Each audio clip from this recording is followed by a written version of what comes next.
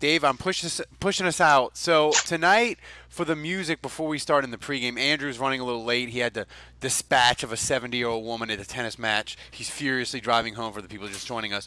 But Dave, I got to go with the John Wick music tonight. I'm sorry. I got to get the energy up. I'm excited to see John Wick 3. So we're going with the John Wick Open. So everybody, thanks for joining us on the live stream. Here we go.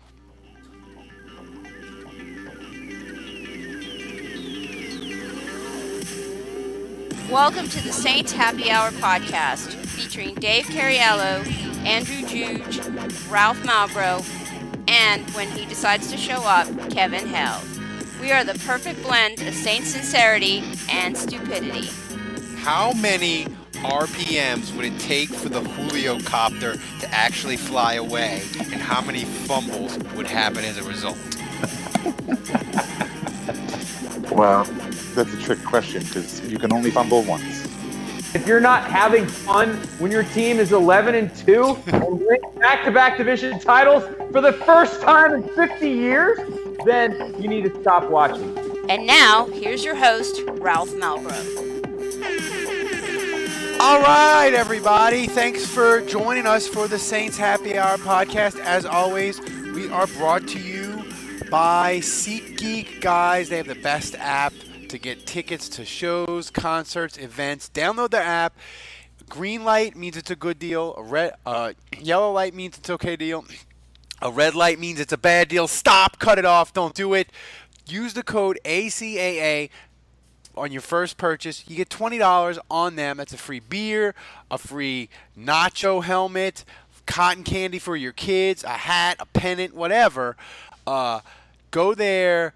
SeatGeek, use the code ACAA, SeatGeek, life's an event, they have the tickets. All right, Dave, like we said just before we started, Andrew is en route. He just had the dispatch of a 70-year-old woman with a bad hip in tennis. So, for Saints news, there wasn't much except that Gerald McCoy signed with Carolina, which is the worst possible scenario. If he wasn't going to sign with the Saints, that he stayed in the NFC South, why couldn't he have gone to fucking Cleveland, Dave? Is that too much to ask? Yeah, I mean, you would think Cleveland would be the landing destination. They're signing everybody else. They're building a super team up there. So certainly I would have thought Gerald McCoy would have been joining them. But, yeah, no, that's frustrating. I'm sure Tampa Bay, I'm sure the Bucks are kind of pissed, kicking themselves in the ass that they got to now deal. Hell is the world coming to? I just wanted a summer free agent signing, Dave. That's all I wanted. I wanted a June fun, let's get nuts, excited free agent signing from the Saints. They disappoint me. I hate to pick nits, but if you wanted the summer free agent signing, technically you'd have to wait till after June 20th when summer actually starts. What, man? It was 90 fucking 5 degrees in Houston today. The summer is upon us. Don't give me this bullshit about it's not summer with your technical dates and nonsense. Get the fuck out of here with that. Thanks for everybody for joining us. In equinoxes. I mean, so we got some people in the chat room. CJ asked, did we even get a meeting with McCoy? Only in my mind, CJ. The Saints were never actually interested, and they had plenty of cap space. The Saints had $7-8 million cap space. Not that that's ever stopped them from doing whatever the fuck they want, right? So they just didn't have an interest in. Well, I'm sure they had an interest in him. They could have signed him for the short term, and signed him for this year. But like we discussed, what are you going to do? The year after that and the year after that when you've got to pay your guys like Mike Thomas and Alvin Kamara. So I don't think it was this year so much as, the next few years. I don't think Gerald McCoy fit into the plans over the next, 3-4 years. Yeah, I mean, but it was a one-year deal with Carolina too. So Carolina's weird. They have a lot of defensive. Carolina, Julius Peppers, they have a lot of old dudes on their defense, and Gerald McCoy just adds to it.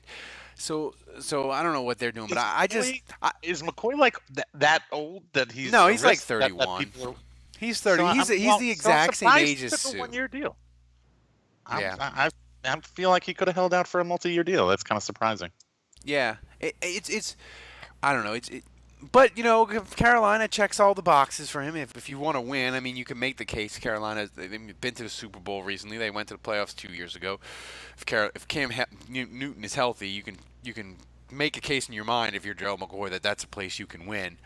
And he gets the added bonus of being able to stick it to Tampa, where like Bruce Arians didn't even really thank him on the way out. He's like, he didn't fit. His shit all over him. So Gerald McCoy, I'm sure he wants the extra motivation. I want to continue hearing you make an argument for the Panthers winning the Super Bowl. Go ahead, continue. Well, no, I mean, not that they can, but if you're Gerald McCoy, if you're,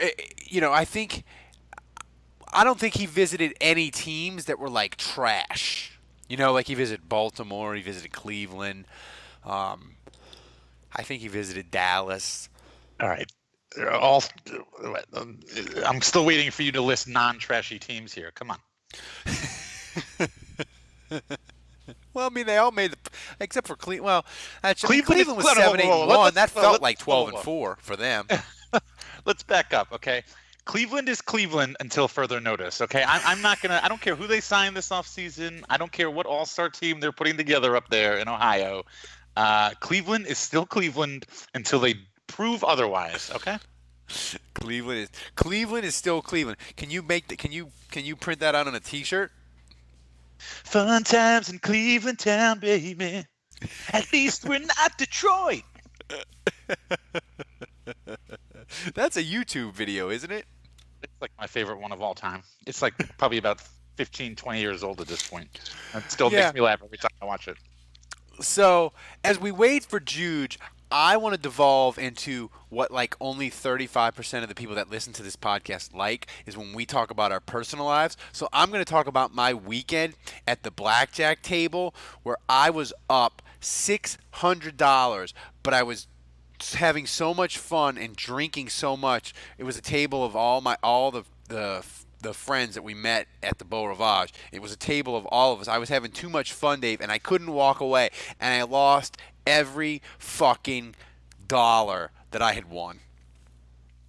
Well, that sounds like the MO of a degenerate gambler such as yourself. So I'm not surprised by any of this. Wait, so you went to Beau Rivage again this weekend? Yeah. Did you drive there or did you fly? Yeah, I drive. Wow, that's like a 7-hour drive, huh? We drive, and then we drive. The mother-in-law watches the kiddo for a night, and we get nuts. Me and the wife get nuts for a night. We went to a nice steakhouse. I didn't lose any money, so the money that I went with, I came home with. Sure. But I was up almost 600 at one point, and I had stacks upon stacks at the blackjack table, and I refused to walk away, and I paid the price. Wait, so you drive there? You only drive to Beau Rivage for one night of action? Yeah, but I mean, we drove there. We drove to New Orleans. We drive to New Orleans on Thursday. Stay in New Orleans Friday. Okay. Drive from New Orleans to Beau Rivage. Stay the night. Right. Drive back. Pick up the kiddo and go back to Houston. Got it. Okay, I hear you. Yeah. So you're not a degenerate gambler. So you feel none of my pain, Dave. I had a parlay bet. If Toronto would have came through for me last night, I'd have won that. That went up in flames. It was just. Oh, yeah, well, disaster all around. If I had money on Toronto and I was watching that game, I'd be more bald than I am now. I would have pulled all my hair out. That was frustrating to watch. Toronto could have had that game. They totally blew it. I mean, they just couldn't make any shots. Obviously, the third quarter didn't start too well for them.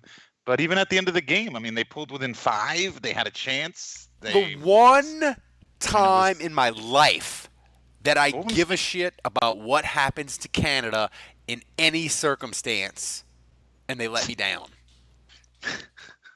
Just saying. Yeah. They should have won that game.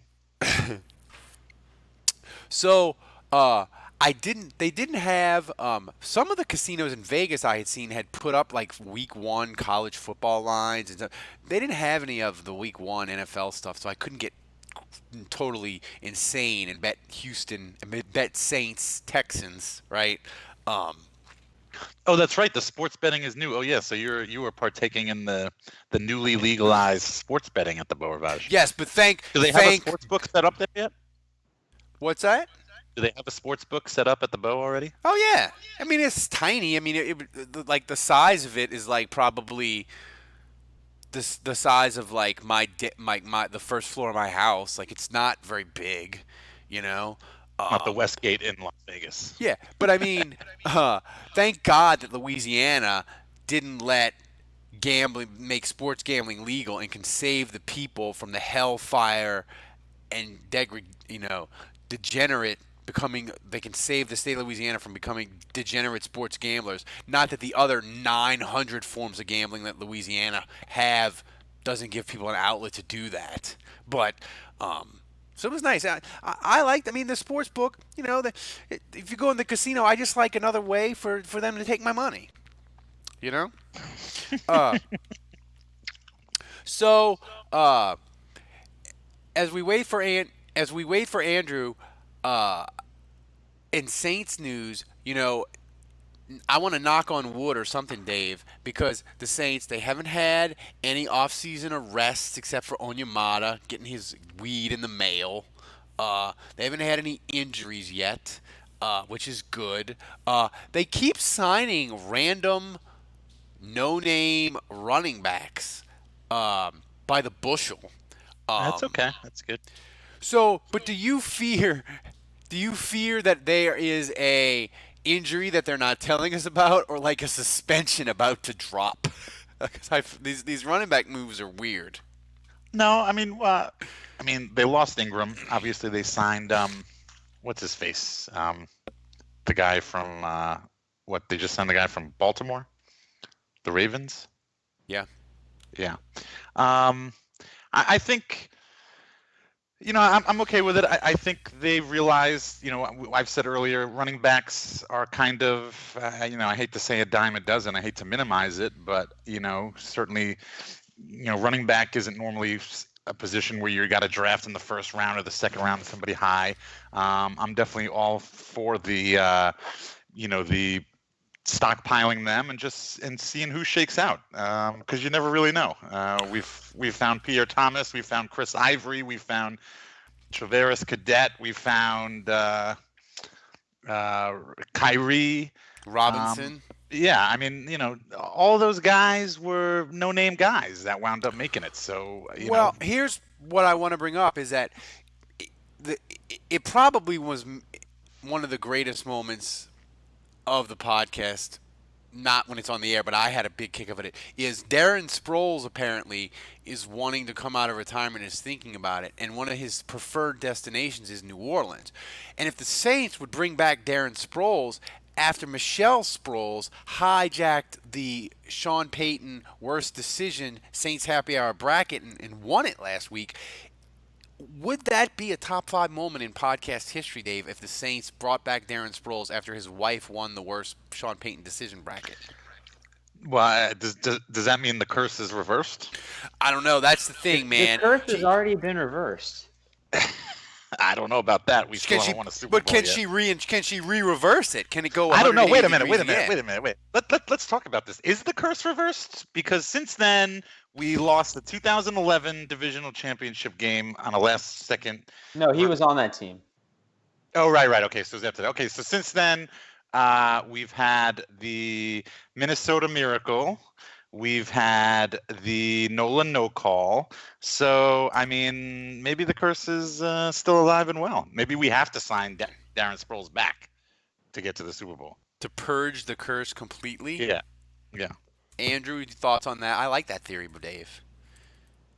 I don't know. I feel like the curse was removed when we were allowed to leave the Greenbrier and stop being 7-9. I mean, I feel like making the playoffs means, I mean, if your standard of breaking a curse is winning a Super Bowl, like, I just feel like the curse is going to live forever, you know, or could live forever. Well, I mean, you could argue maybe not that the curse is lifted when they win a Super Bowl, but you could like a normal playoff defeat, not a historic one that will live for fucking ever in the annals of the NFL, like just a regular 24-10 playoff defeat. Did you just say anals? Yeah, he did. He did say that. I heard it. I did say annals.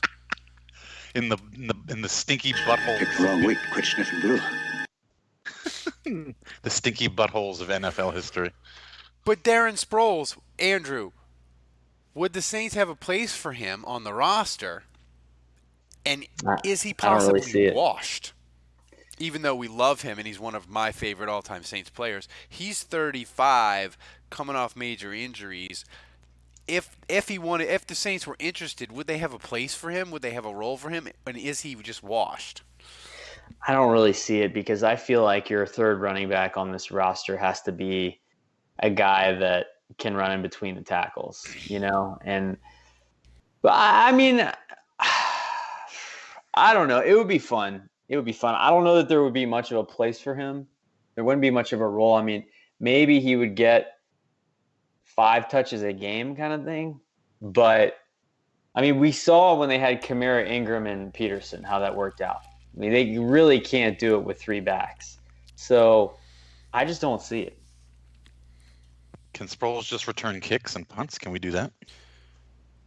Well, no. I mean, they got Cheryl's and they got the UDFA, right, to fight it out there. Okay, so I go back to my original question. Can we get Sproles to return kicks and punts? We could, yeah. I could see that. It would people would be excited because I don't think the hardcore Saints fan remember the curse necessarily, or the hardcore fans remember the curse obviously. Casual fans don't necessarily remember the Darren Sproles wife curse. So I think casual fans would be super pumped to bring back Darren Sproles. Am I wrong on that? No, because, well, other than they might just protest on the assumption that he's washed and he's not good anymore. But I feel like, if anything, it's kind of like Jimmy Graham. Most Saints fans felt like he was done wrong. So it would kind of be nice in a way to see him back. Yeah, I mean, I don't know. My memories of Sproles are so, besides the curse, are so warm and fuzzy. I mean, he was amazing. Even in his time with the Saints, like his last game against the Eagles, he had the big kick return to set up the game-winning field goal. So my memories of him are warm and fuzzy. I'd hate for him to come back and he'd be like completely washed, and then it's like, oh yeah, he's old and busted, and they have to cut him or something. So does he still hold the all-purpose yardage single Yes. season record in the NFL? Yes. That was a fun season. When I went to the NFL Hall of Fame in Canton, When you walk through the annals. Yes, when I walked through the annals of the Pro Football Hall of Fame, there was memorabilia in there of Sproles and in a Saints jersey and him breaking the all-purpose yards record. Like right as you walk in, it was one of the first things you saw. It was pretty cool. Nice. So, as I fight a cold, and if I end up being muted a couple times, and that's just because I'm trying to, when I hack up a lung and blood and whatnot, I try to mute myself. So if I have the sniffles, I'm just fighting it. I am finding it hard. I could blame that on me saying anals, but we know that's not the case. So this big question I wanted to do as we get to June, we'll start doing camp previews. We'll wait for that later because we got time to fill. But the question I wanted to ask tonight that was, and join in on the chat if you're listening on the live stream. And Dave, I'll start with you. Shoot out that chat link so we can all follow along. Yeah, is Drew Brees still the most valuable Saints player on the roster? That's a good question. When I think of most valuable player, I think about, who's the one player that if you removed from the team, would be the biggest difference, would be missed the most. And I just think the nature of the game in football, quarterback is the most important position. So I think I've got to go with yes. Now, had you worded the question, is Drew Brees the most talented or the most athletic player at his position on the Saints, then I would maybe say, I don't know, maybe, Kamara's up there, Cam Jordan, maybe Marshawn Lattimore, But as far as who's the most valuable to the team and winning games, I think it'll always be Drew Brees as long as he's alive and playing, I guess. Andrew, is I'm Drew going with Brees- Cam Jordan. I go. I think the baton has been passed, and I think Brees is still a great player. They can still win with Brees. He's instrumental. If you were to ask me, can they win with Teddy Bridgewater? I would say maybe. But I think the drop off. I mean, I put it this way: I think if Brees goes down, I think the drop off from Brees to Bridgewater is less than the drop off from Cam Jordan to Trey Hendrickson or whoever ends up being the primary backup defensive end. And I think Cam Jordan at this point is the most consistently awesome performer on the Saints. I was gonna say that I think the most valuable person on the Saints roster is Marshawn Lattimore when he's playing his best. I really believe it because I think he affects everything. But the thing is, to me, Andrew, but he's not always playing his best. We've watched 2 seasons of him, and he's played his best in maybe 8 games. Yeah. Cam Jordan is always playing his best. Yeah. That's fair. But my thing is, I don't think it's Drew Brees anymore because I look at value is what happens if you get injured and the drop off from Drew Brees to McCown or whoever it was before Bridgewater was so vast, you really felt like the Saints were fucked. I feel like if Drew Brees missed a month, the Saints wouldn't necessarily be screwed. Now, Teddy Bridgewater may not be any good. He may be not really healed up from his injury, and he may be a dud, and the Saints may go on 4 and be like, the whole Teddy Bridgewater is the heir apparent. That's a bad idea. But as of now, I feel pretty good about it. Your thing about Trey Hendrickson is correct. At corner, well, now I say that about Lattimore. Now I think you're 100% right, Andrew, because the drop off from Lattimore, if he got injured, they could maybe figure it out at corner. At defensive end, they're completely fucked. The only other guy, Demario Davis, I feel like him gone at linebacker, you could maybe make a case. Yes, no? Yeah, I got to see more of Demario Davis. I think there's a chance that if he plays as well as he did last year or better, that he starts to ascend and maybe see more indispensable. But I just go back to there's no one on this team that can come close. Now, it may be true about Davis too, but there is no doubt in my mind that what Cam Jordan does on the field is irreplaceable by anyone else. No one else on this team can come close to duplicating what Cam Jordan does on the field. To me, that's why he's the most valuable player. Now, you could also argue Lutz and Morstead. I mean, obviously, they're not going to pick up a guy on the street that is remotely as close to as good as those two. But I just think at this point, I think Brees is much better than Bridgewater, but I just don't see at this stage of Brees' career, I think Bridgewater is maybe closer to Brees than we want to admit. Again, at the end of the day, I really think Cam Jordan is playing at a level right now that puts him in discussion as one of the best Saints defensive ends of all time. Who would you put ahead of him? I think he's playing better than Joe Johnson. Joe Johnson's window of time was small, though, right? Yeah, but I'm talking about peak Cam Jordan, which is basically the way he's playing right now. I mean, where does Wayne and the thing is, Martin. Wayne Martin's hard because he played Wayne everywhere, though. Like Wayne Martin had double-digit sacks at 3 different spots.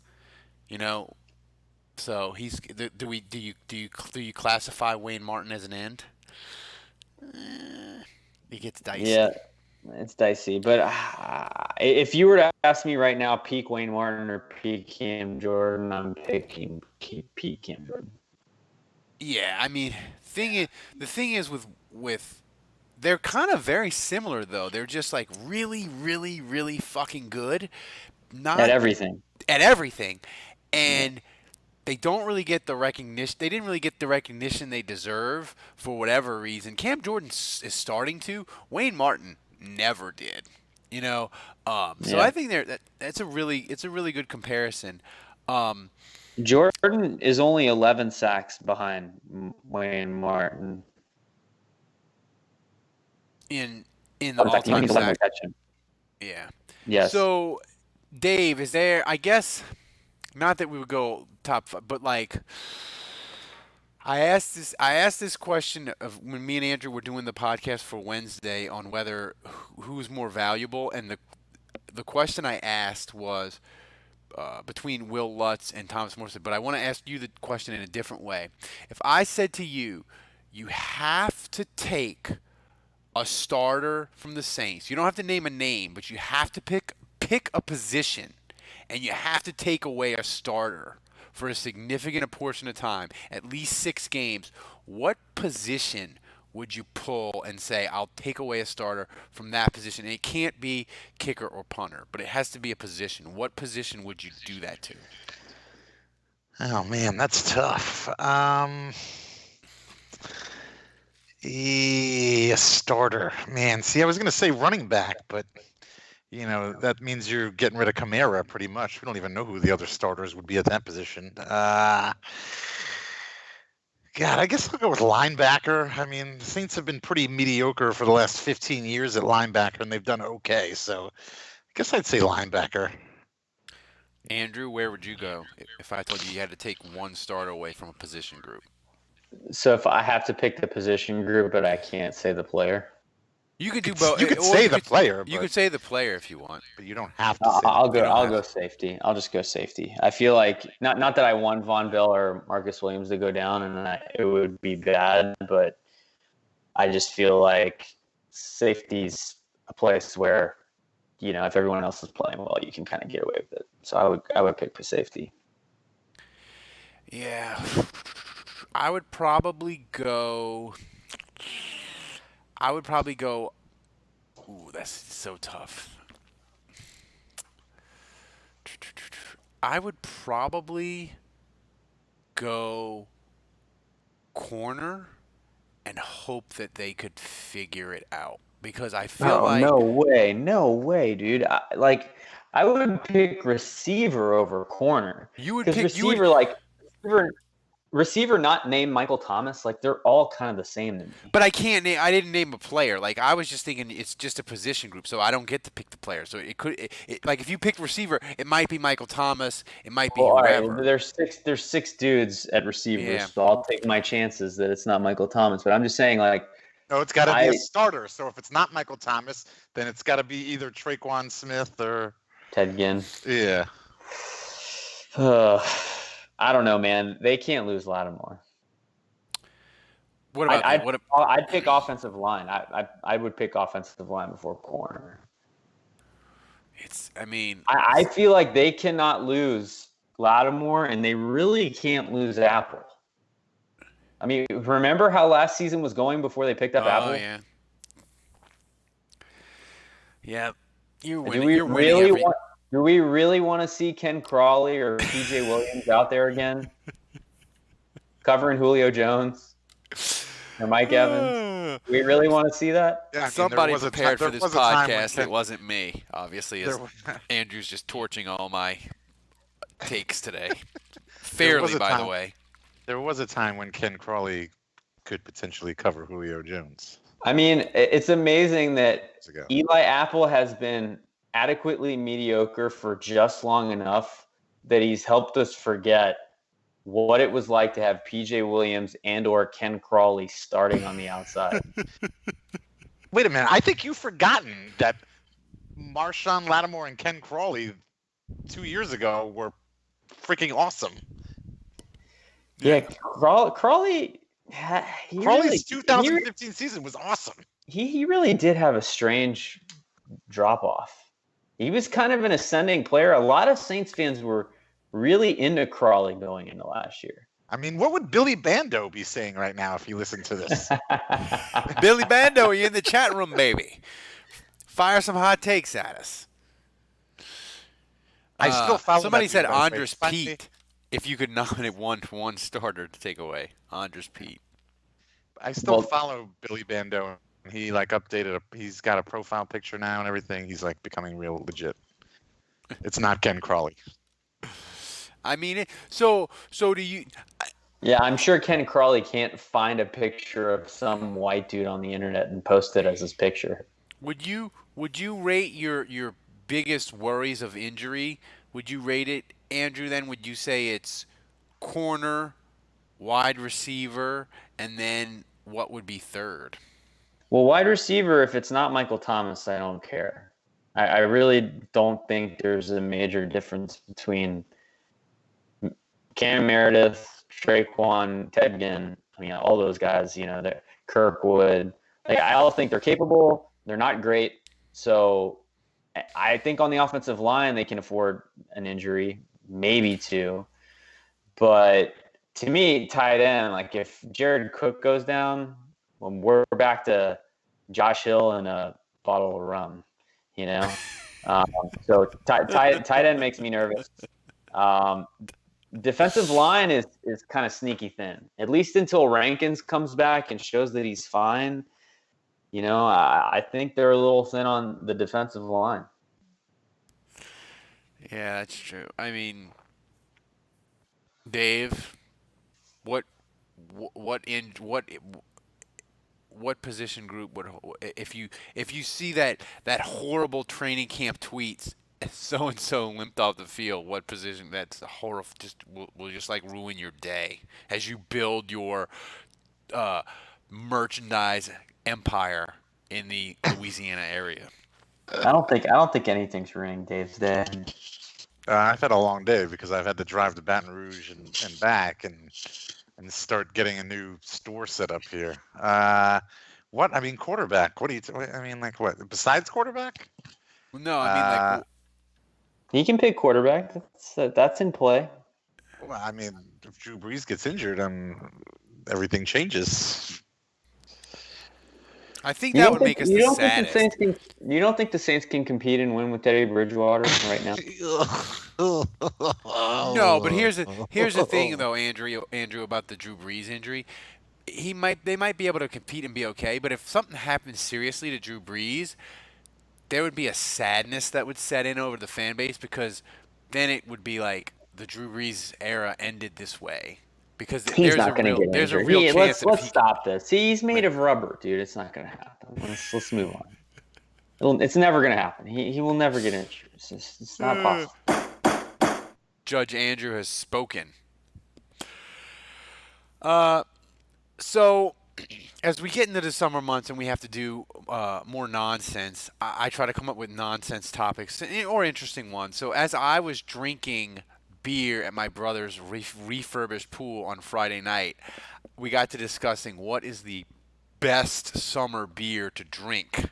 So, Dave, although you said it's not officially summer until the end of June, it's 95 fucking degrees. It's summer. What beer do you drink in the summer by the pool or at a picnic or wherever that you really enjoy? What's the best summer beer? Hold on. No, Dave, no. He's not allowed to say that. It starts on Memorial Day. The summer starts on Memorial Day. Period. End of.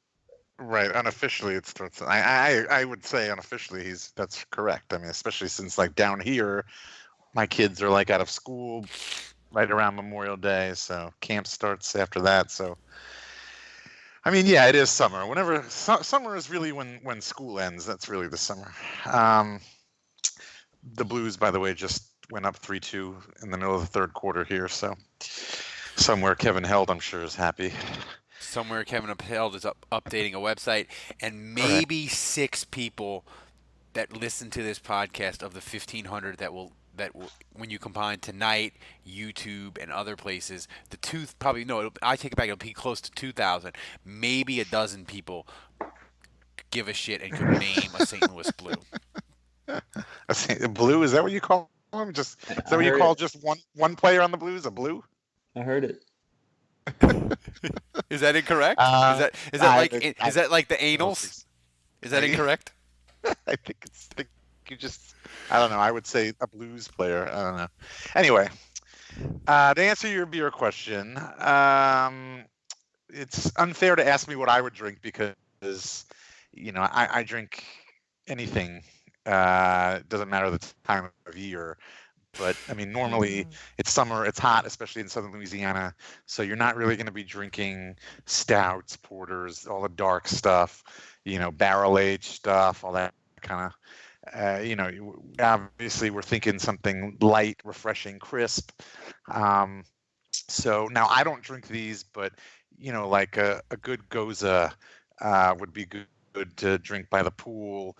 Urban South has a lime cucumber goza that they release year round. Something like that I think would be great in the heat.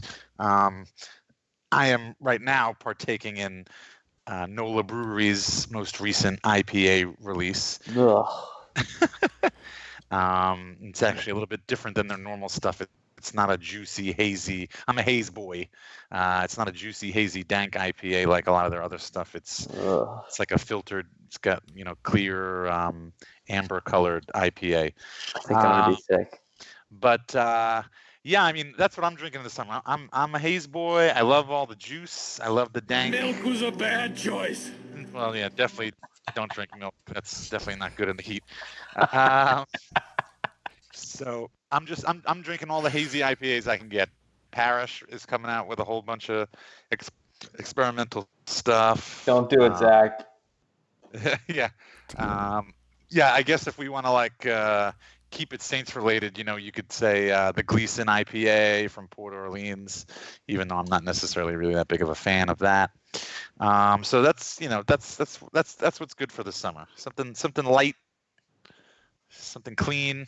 I will point out that at my softball game yesterday, there was a guy on my team drinking in the parking lot a natural light, a strawberry lemon natural light. Oh yeah, Natter Days. Is that that was a Natter Days? Yes. Wait, is that a real thing? It was a 16 ounce too. Yeah. So wait, they have natural light strawberry?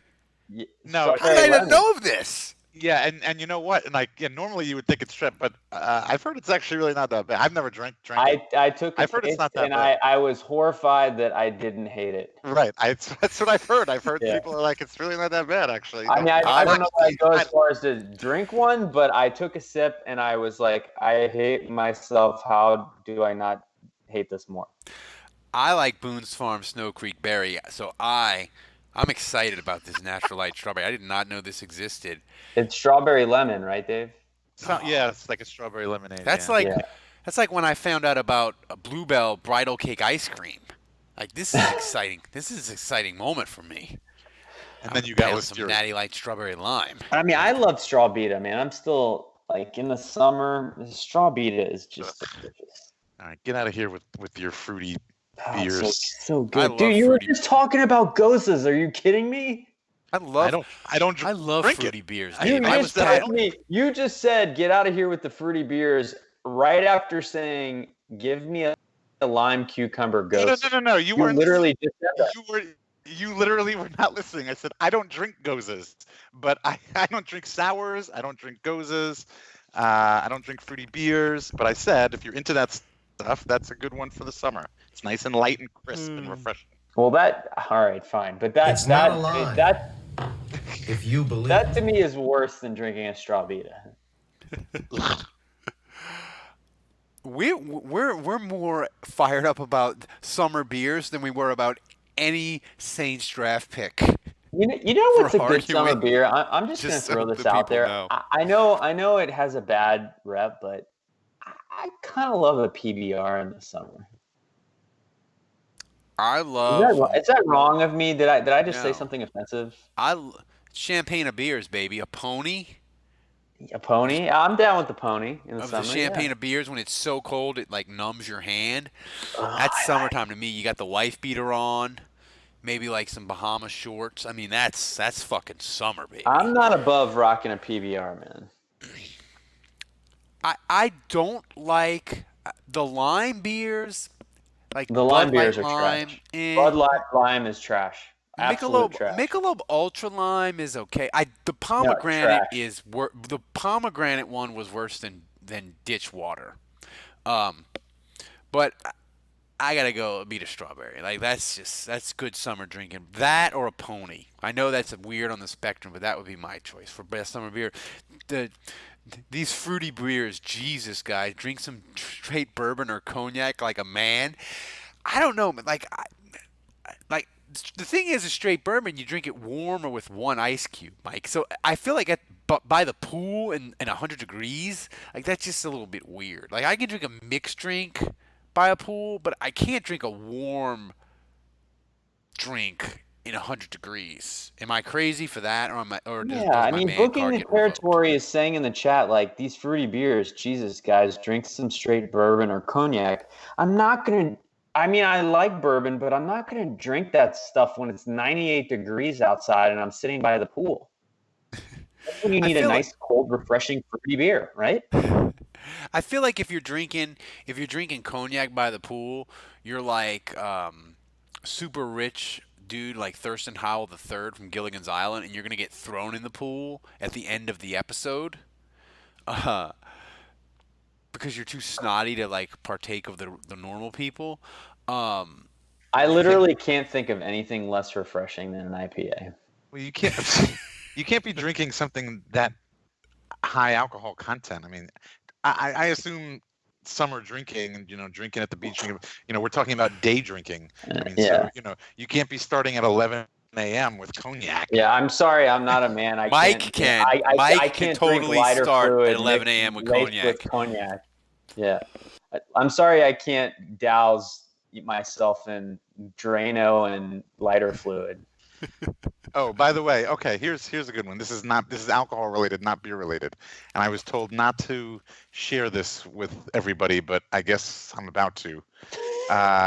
So don't tell Dave a fucking state secret, Jesus. Yeah. Well, just don't tell me any secret drink recipes. Okay, so here's a good one. You're gonna think it's crazy, but I'm telling you, you're gonna try it. And you might have to wait till next year, okay?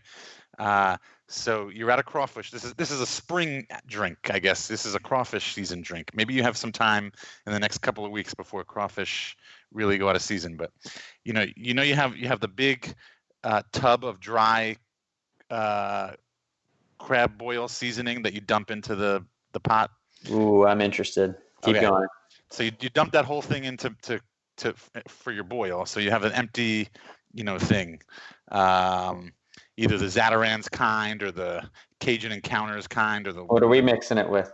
Okay, so you fill it with half of like a fifth of whiskey, Jesus. A cup of simple syrup, 3 or 4 lemons. You juice the lemons right in there. Squeeze everything in there. Like a whole lemon or like a half lemon? You take like 3 or 4 whole lemons, cut them in half, squeeze all of that in there, then throw the lemons in there after you've done squeezing them. So you've got that, half a fifth of whiskey, a cup of simple syrup, fill with ice to the top, and then top off with water. And that right there, we call it swamp juice. And it tastes like an Arnold Palmer. It tastes like a lemonade, half iced tea. Wait, say Arnold Palmer again. Arnold Palmer. It tastes. What do you like in coffee? Bourbon. It tastes like a spicy, a little bit spicy Arnold Palmer. You got the lemon, you've got the whiskey with the simple syrup, so it's diluted it down. It makes it a little bit sweeter, and then you've got just the residue from your Cajun seasonings that are left in that. That's fantastic. Oh, that sounds amazing. You told me that it was going to sound weird. I think it sounds amazing. Yeah, at first I was horrified when he was going, but then as he added the ingredients, I was like, that sounds amazing. That could get you wrecked depending on what kind of liquor you added in. What kind of bourbon. Well, yeah, and the better the bourbon. Do you need a quality, Dave? Do you need like a quality bourbon, or can you use like trash Evan Williams? Like what kind of bourbon should you use? I use Jack, and I was told. Well, see, I'm not a whiskey guy either. I don't even like the taste of whiskey, and I could even drink this. So if you can afford it, you use a good bourbon, use a good whiskey. If you use something that's a little bit cheaper, what you want to do is you want to up the simple syrup a little bit more. to balance it out and just to make it a little bit keep it sweet. But yeah, it'll mess you up. It's a half a thing of vodka of whiskey or bourbon or whatever, and it goes down so easy. It will mess you up. It will mess you up big time. That sounds amazing.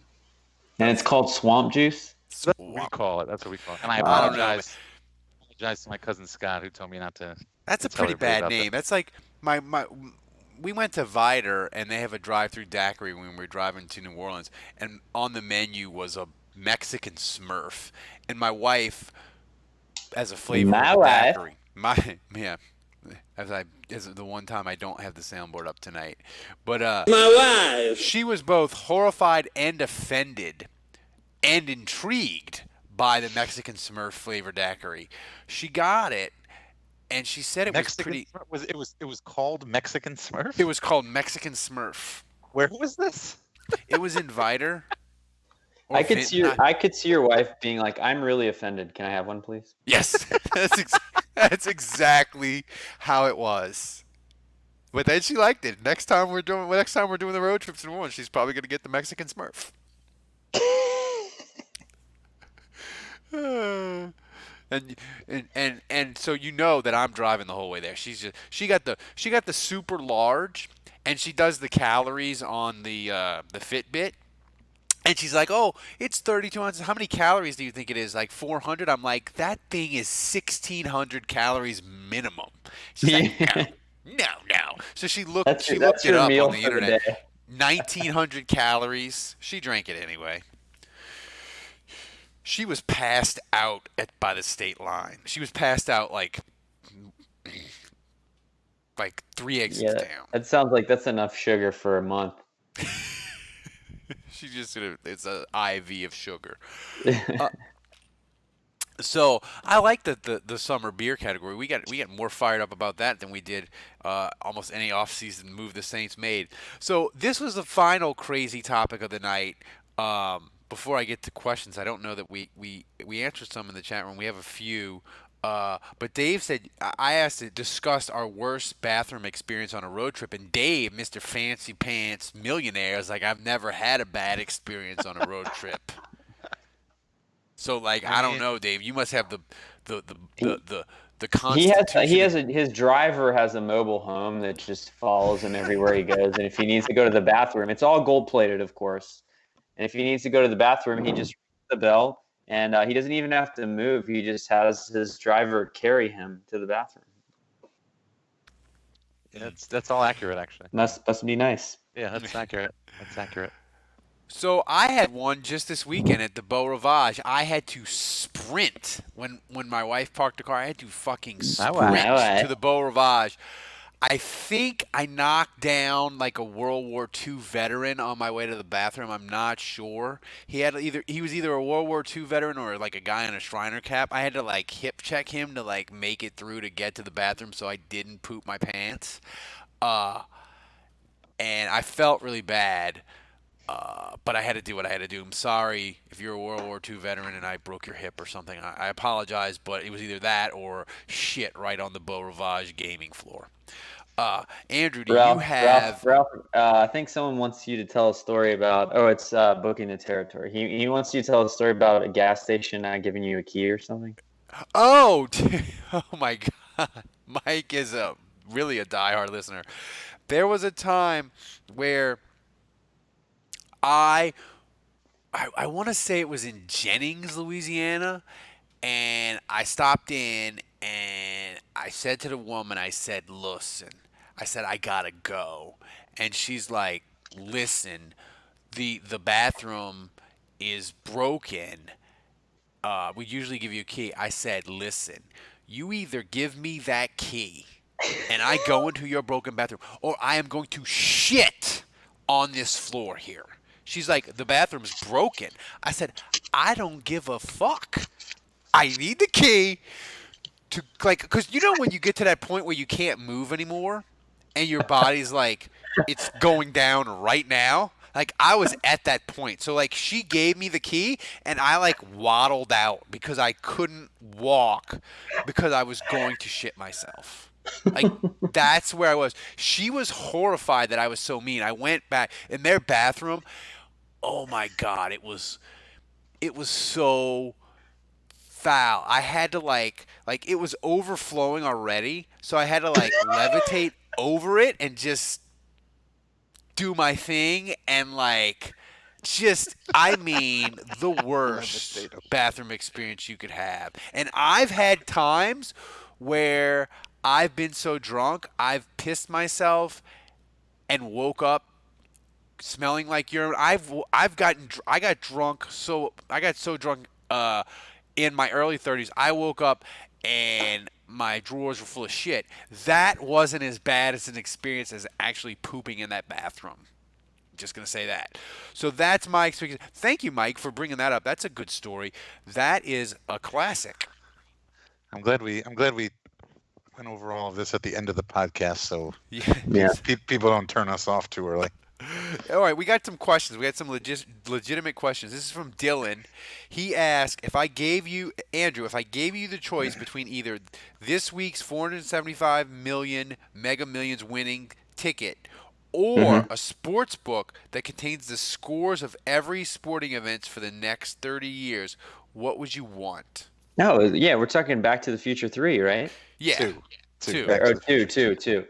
Oh, absolutely. I would want Back to the Future 2 scenario. Like winning the lottery would be exciting, but I guess it's rigged either way, right? Because you're picking which way you want to. Well, here's the thing, though. It would be way more fun to bet on sports and just the have. thing is, I would actually throw it every once in a while to get them off my scent. Well, here's the thing. Do you want to be rich or do you want to be rich and famous? Because if you win the Mega Millions, you're famous for like a day. And they're like, Andrew Juge, he won 475 million. Everybody interviews you. Then they go away, except for your family members that want money, right? But if you are the dude for the next 30 years that is picking NFL games at a 75% clip because you just throw a couple for fun, like you will be world famous within like a year and a half. But yeah, fame doesn't really do it for me. I don't know. I just think betting on sports would be more fun than winning once. Oh, I think it's more like the sport of betting that I don't know. I feel like that just sounds more fun to me, but I don't really want to be famous. I would take the sports betting because with the lottery winners, you always hear all these horror stories and people take advantage of them, their families, all that kind of stuff. A lot of these people wind up dead. It's publicized, blah, blah, blah. There's no shows on TLC about people that won big on betting on football. Here's the thing. They have the shows like the lottery ruined my life. They've got. Here's the thing. I think you got to. You're saying a lot of people that win the lottery end up dead? Yeah. Broke really? Dead. Yeah. Oh yeah. That's a thing. Yeah, that's a thing. Well, here's the thing. I think you got to do if you win 500 million with the lottery. After taxes, you're going to get about 200 or so million. The thing you got to do is if you have to go public, right? The thing you have to do is you have to hire somebody and pay them like 80, 100, 120 grand a year, and their only fucking job is to keep anybody that wants your money away from you. And if anybody gets through and asks for money, they get fired and you hire somebody else. And that's their one fucking job to do. And that's what I would do. It would be like my personal assistant. Like, just keep the fucking people away from me. If anybody gets through while I'm getting drunk and doing this line of coke, you get fired. That's what you got to do. Ralph, if you won $200 million, you wouldn't kick me like a cool million? Oh, yeah, dude, Ralph. If I win the Mega Millions, I'm gonna book that Sky Jet where it's like the plane. I'm booking it. We're picking up. I'm gonna pick up about 8 to 10 of my best friends. We're going to Vegas, and you motherfuckers are gonna each get like $500,000 in chips, and we're just gonna have the penthouses at the top, and we're gonna blow about $10 million that weekend. So Dave, myself, and Kevin all make the cut? Yeah. Y'all all make the cut. Family Ralph doesn't have members. any other friends. I only probably have like the 3 friends that I had at the Beau Rivage this weekend, probably you 3, 6. I probably only have like 8 friends that I keep in touch with regularly. That's it. Like I'm just. How well did you know the guys at the Beau Rivage before this weekend? I didn't. I met them. One of them, he smelled pretty bad. Me and the wife let him use our shower.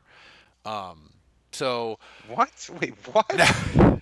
Did you pick up a homeless guy on I-10 on the way to Beau Rivage? It wasn't I-10. It was on the St. Charles, Lake Charles loop around. What in the hell? Well played. So, that does it. That's the only question we have. But Dylan, it was a good one. How the fuck does Dylan, the weather guy, have a check mark and he only has 1,900 followers? I have 44,000, and I don't have a fucking check mark. How do you get a check mark? I feel like you could ask for that because don't you have a column? I do have the WWL column, but I don't know. I think they just give out. I don't know how they do the check marks anymore. Every time I look it up, I go to a website that's broken on Twitter. I want a check mark. I want the legitimacy of the check mark. I feel like that will allow me to lord over all the people that say mean and hateful things in my mention during Saints season. I can say, I have a check mark, motherfucker. Do you? And then just block them. I think you could probably get one, honestly, if you really applied for it. They're not as. I mean, hell, if Dylan Federico could get one.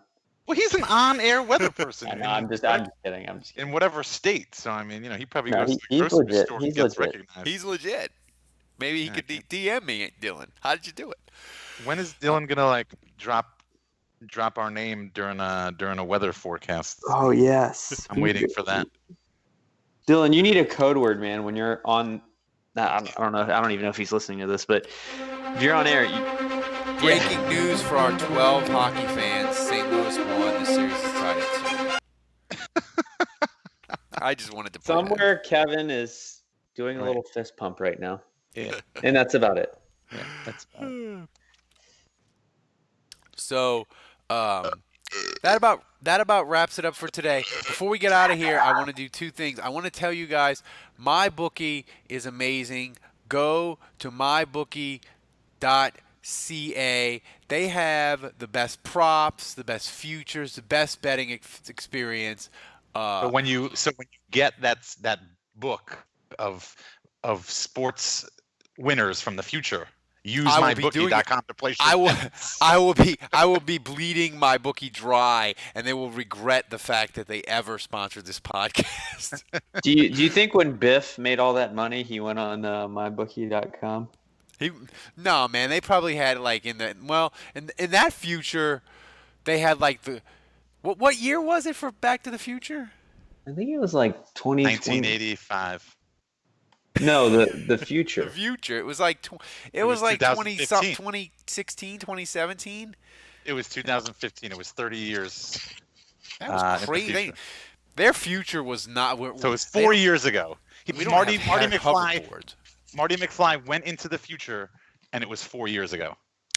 But if you're Marty McFly and you're in the future, go to MyBookie and use the code HAPPY25 and get double your sign-up amount that you deposit.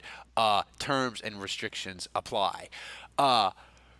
So that'll wrap up today's show. I want to thank everybody on the live stream for participating. We did it. Andrew, the live stream is working well. I hope everybody liked my graphic this week that was Darren Sproles, 3 pictures of him, and was correct, unlike our bracket last week where I had the wrong 2 finalists in the Sean Payton bracket championship match. I think Ralph still thinks Stephon Anthony's in the tournament. He's not? What? And also, it's not 3 different pictures of Darren Sproles this week. It's the same picture of Darren Sproles just in a row. That's what Dave, I like. Do you know I built that as I was on the phone with you in our pre-show. I was building that. It shows. Prepared as always. The only one that prepared for this podcast is Andrew because his hot takes destroyed mine. So that'll wrap it up for today. For Kevin, who is doing hockey-type activities that he knows nothing about in St. Louis, who's MIA.